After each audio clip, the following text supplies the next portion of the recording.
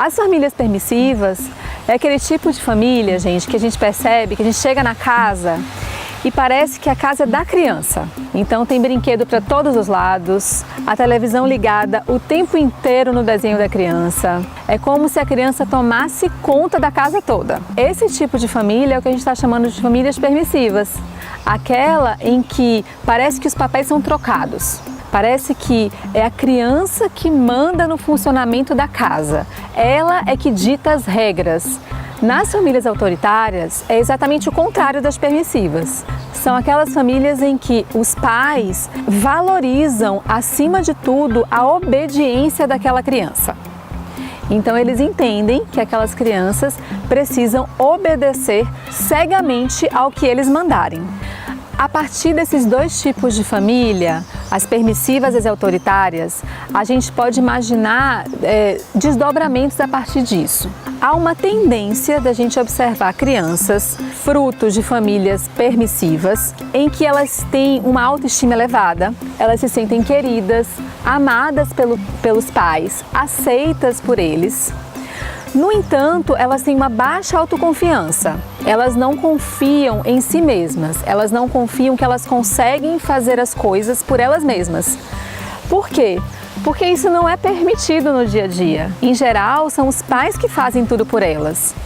Além disso, elas também têm uma tendência a estabelecer relações interpessoais conflituosas. Por quê? Elas entendem que as outras crianças ou as outras pessoas do convívio precisam fazer tudo o que elas querem, porque elas já estão habituadas a esse tipo de interação com os pais, ou seja, com a família que é permissiva.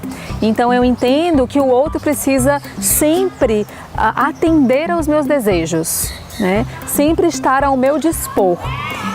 E que eu nunca preciso abrir mão daquilo que eu desejo em prol do outro. Então, o que podemos pensar de tendências comportamentais das crianças vindas de famílias autoritárias é que elas têm uma dificuldade no sentido de desenvolver sentimentos de autoestima, elas não se sentem queridas, aceitas pelo outro, genuinamente amadas, independente do seu desempenho, E elas relacionam amor, carinho, afeto com desempenho. Então elas entendem que elas precisam sempre fazer as coisas direitinho, se comportar bem para ter o afeto do outro. E pensando nisso em relação às próprias interações com outras crianças e com outros adultos do convívio, elas entendem que elas precisam sempre fazer algo de bom para o outro, para que o outro o aceite, para que eles sejam queridos. O fato é que existem muitas famílias de diversos tipos, autoritárias, permissivas, participativas, e que na verdade não existe uma família que é aquela que é perfeita e que é a correta. Não existe família certa ou errada. O que existe é diversos tipos e que nós podemos, enquanto famílias, pensar na melhor forma de funcionar de cada uma delas. Então, dentro das minhas possibilidades de pessoas, a gente não pode esquecer que as famílias, os pais, as mães, elas também vêm de outras famílias.